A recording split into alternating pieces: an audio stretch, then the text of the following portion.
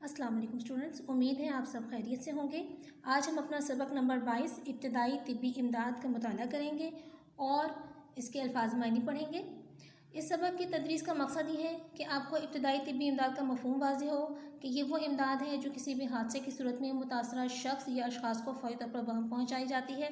इसके अलावा हादसात की सूरत में आपका रद्द अमल कैसा होना चाहिए, आपको क्या तरीक़ेकार इख्तियार करना चाहिए, वो सबक के ज़रिए आपको मालूम होगा। साथ साथ आपको हुकूमत के बनाए गए एक अहम इदारे रेस्क्यू 1112 के बारे में मालूम होगा कि किस तरह वो बर वक्त जाए हादसा पर पहुंचकर लोगों को तिब्बी इमदाद फराहम करते हैं और उनकी ज़िंदगियां बचाने में अहम किरदार अदा करते हैं। आइए सबक का मुताला शुरू करते हैं। आपने इब्तदाई तिब्बी इमदाद के अल्फाज तो सुने होंगे, कभी आपने गौर किया, इन्हें तवज्जो दी कि ये इब्तदाई तिब्बी इमदाद होती क्या है। जैसा कि नाम से ज़ाहिर है, ये वो इमदाद है जो किसी हादसे का शिकार होने वाले शख्स को फ़ौरी तौर पर वहम पहुंचाई जाती है, यानी उसी वक्त उसको फराहम की जाती है। इस इमदाद की बदौलत मुतासरा फ़र्द की ज़िंदगी बचाने में मदद मिलती है। इसके अलावा ये इमदाद सूरत हाल को मज़ीद बिगड़ने से, मज़ीद ख़राब होने से बचाती है और मुतासरा शख्स कदर इफ़ाक़ा महसूस करता है, यानी कि उसको अपनी बीमारी में या अपनी तकलीफ़ में कमी महसूस होती है। अगले पैराग्राफ में जो है आपको उस डिब्बे के बारे में बताया गया है, डब्बे के बारे में जो इब्तदाई तिब्बी इमदाद देने के लिए इस्तेमाल होता है। इब्तदाई तिब्बी इमदाद को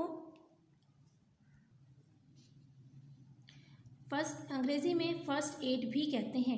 इब्तदाई तिब्बी इमदाद यानी फ़र्स्ट एड कहते हैं वो डब्बा या थैला जिसमें इब्तदाई तिब्बी इमदाद का सामान मौजूद होता है, उसे फ़र्स्ट एड बॉक्स यानी इब्तदाई तिब्बी इमदाद का डब्बा या फ़र्स्ट एड किट कहते हैं।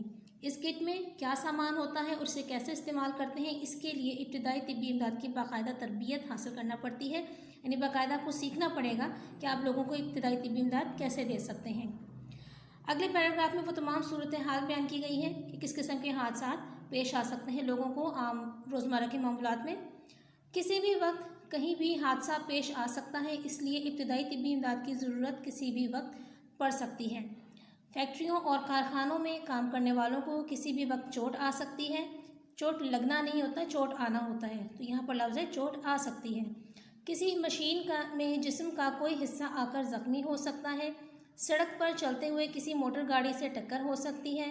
स्कूल में खेलते हुए कोई खिलाड़ी गिर सकता है या जिस्म के किसी हिस्से पर गेंद लग सकती है।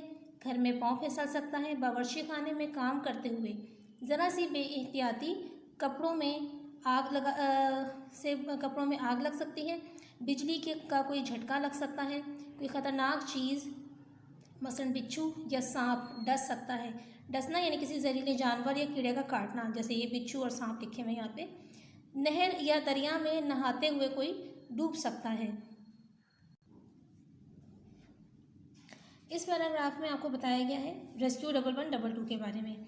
अगर इब्तदाई तिब्बी इमदाद की तरबियत हासिल कर रखी हो और इससे मुतल्लिका संदूक चाहिए, वही फ़र्स्ट एड बॉक्स पास हो, तो मुतासरा फ़र्द को बर वक्त यानी उसी वक्त तिब्बी इमदाद फराहम की जा सकती है।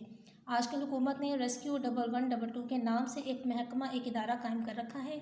इस महकमे के क़याम का मकसद किसी भी हादसे का शिकार होने वाले फ़र्द या अफराद को फ़ौरी तौर पर मदद पहुँचाना है। अवाम की मदद पर कमर बस्ता यानी तैयार रेस्क्यू 1112 के अहलकार यानी कारिंदे, काम करने वाले हर वक्त मुस्तैद रहते हैं, होशियार रहते हैं, कमर बस्ता रहते हैं, तैयार रहते हैं। कहीं आग लग जाए, सड़क पर कोई हादसा रूनुमा हो जाए, कोई कश्ती दरिया में उलट जाए, कुएं की खुदाई के दौरान मज़दूर दब जाएं, किसी को दिल का दौरा पड़ जाए या कोई और हंगामी सूरत हाल पैदा हो जाए, तो ये नौजवान मिनटों में यानी लम्हों में ही जाए हादसा पर यानी हादसे की जगह पर पहुंच जाते हैं। इस महकमे के एहलकारों के अलावा हर फ़र्द का फ़र्ज़ है, ज़िम्मेदारी है कि उसे इब्तदाई तिब्बी इमदाद की चंद ज़रूरी बातों का पता हो ताकि ज़रूरत पड़ने पर वो मुतासरा शख्स के लिए कुछ ना कुछ कर सके। इन्हें बाकी सबक में आपको ये सब बताया गया कि अगर कोई हादसा पेश आ जाए तो आपका रद्द अमल क्या होना चाहिए, आपको किस तरीके से लोगों को तिब्बी इमदाद पहुँचानी है। मिसाल के तौर पर ये बात सबको मालूम होनी चाहिए कि अगर सांप काट ले तो मुतासरा जगह को दिल की सतह से नीचे रखें ताकि जहर की दिल तक पहुंचने की रफ्तार सुस्त हो जाए, आहिस्ता हो जाए। ज़ख्मी जगह से 2 इंच ऊपर रस्सी या कपड़ा बांध दें। जितनी जल्दी मुमकिन हो मुतासरा फ़र्द को हस्पताल पहुंचाने की कोशिश करें। अब यहाँ पर जो शख्स पानी में डूब जाए उसके लिए क्या तरीक़ेकार इख्तियार करना है। इसी तरह अगर कोई शख्स पानी में डूब गया हो तो उसे पानी से बाहर निकाल कर नब्ज़ देखी जाए, नब्ज़ यानी पल्स देखी जाए। डूबने वाले शख्स के पेट में पानी भर जाता है, इसे बर वक्त फ़ौरी उसी वक्त निकालना ज़रूरी होता है। इस मकसद के लिए मुतासरा शख्स को उल्टा लिटाकर उसकी पीठ को थपथपाना मुनासिब रहता है। यहाँ पर तस्वीर के ज़रिए भी वाज़ेह किया है कि किस तरह आपने पानी निकालना है पेट से। इस पैराग्राफ में बताया गया है कि बिजली के अशिया से जब लोग चिमट जाते हैं तो क्या सूरत हाल होनी चाहिए और आपका क्या रद्द-ए-अमल होना चाहिए। छोटे बच्चे हर चीज़ के साथ छेड़छाड़ करते रहते हैं, यानी हर चीज़ को हाथ लगाते हैं फ़ायदे और नुकसान की परवाह किए बगैर। बाज़ औक़ात वो बिजली के प्लगों में अपनी उंगलियां ठूंस देते हैं। कभी ऐसा भी होता है कि बिजली के किसी नंगे तार से हमारा जिस्म छू जाता है, यानी कि ऐसा तार जिसके ऊपर कोई प्लास्टिक की ना लगाया गया हो, जिससे हमें झटका महसूस होता है। कभी यूँ भी होता है कि आदमी बिजली के तार या बिजली से चलने वाली किसी मशीन के साथ चिमट कर रह जाता है, और ऐसे वाक़यात मामूल की ज़िंदगी में अक्सर रूनुमा होते हैं और इस दौरान भी बहुत एहतियात से काम लेने की ज़रूरत होती है। ऐसी सूरत में सबसे पहला काम ये करना चाहिए कि उसे बिजली के तार या मशीन से अलग किया जाए, और इसके लिए अलग करने के लिए गैर मूसिल अशिया जो है लकड़ी या प्लास्टिक ऐसी चीज़ें जो है बड़ी बेहतरीन होती हैं, ताकि जो सर्किट बना हुआ है, राब्ता बना हुआ है बिजली का इंसान के जिस्म से, वो ख़त्म हो जाए, सर्किट टूट जाए। स्विच को बंद कर दें और प्लग निकाल दें, बल्कि बेहतर ये है कि मेन स्विच बंद कर दिया जाए या फ्यूज़ निकाल दिया जाए। मुतासरा फ़र्द को नंगे हाथों से मत छुएं, क्योंकि उसके जिस्म में बिजली का करंट मौजूद होता है। ये करंट छूने वाले शख्स के जिस्म में मुंतकिल हो जाता है।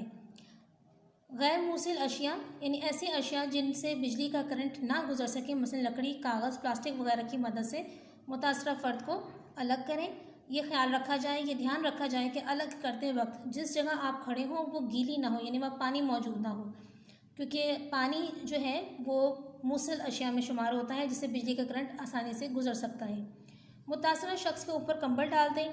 इसके बाद सबसे पहले ये देखें कि आया निज़ाम तनफ़ुस बहाल है। ये इंसान के सांस लेने का निज़ाम, जो फेफड़ों की मदद से इंसान सांस लेता है, ये वो निज़ाम तनफ़ुस या सांस लेने का निज़ाम है, बहाल हो जाए, यानी अपनी असल हालत में वापस आ जाए, दोबारा सही हो जाए। अगर सांस रुक गया है या सुस्त रफ्तार से आ रहा है तो मसनूई तौर पर तनफ़ुस का बंदोबस्त करें, सांस का बंदोबस्त करें, जिसके लिए या तो बाज़ औक़ात लोग मुंह के ज़रिए सांस देते हैं और या फिर मशीनों के ज़रिए, वेंटिलेटर वगैरह के ज़रिए जो है वो तनफ़ुस बहाल किया जाता है। बाकी जिस्म की निस्बत सर को नीचा रखें।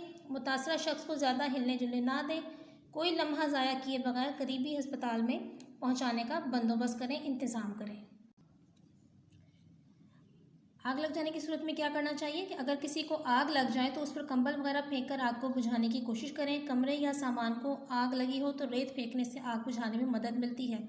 अब यहाँ पर सूरत हाल देखना ज़रूरी है कि देखिए, उन्होंने पानी वगैरह फेंकने की नहीं कहा, बल्कि उन्होंने कहा कंबल वगैरह डालें, क्योंकि पानी से जिस्म के जिस हिस्से पे आग लगी होती है वहाँ पर छाले आंवले बन जाते हैं, जो कि जल्द को ज़्यादा नुकसान पहुँचाते हैं। इसके अलावा कभी भी दौड़ना नहीं चाहिए, भागना नहीं चाहिए आग लगने की सूरत में, क्योंकि जब ज़्यादा से ज़्यादा ऑक्सीजन मिलती है तो आग में भड़कने में तेज़ी आती है। इसी तरह अगर घर में खुदा न खास्ता किसी के आग लग जाए तो ज़्यादा खिड़कियाँ वगैरह ना खोलें ज़्यादा, बल्कि उस इलाके को जल्द अज जल्द छोड़ने की कोशिश करें, क्योंकि जितनी ज़्यादा ऑक्सीजन आग को मिलेगी उतनी ही ज़्यादा उसमें तेज़ी आएगी।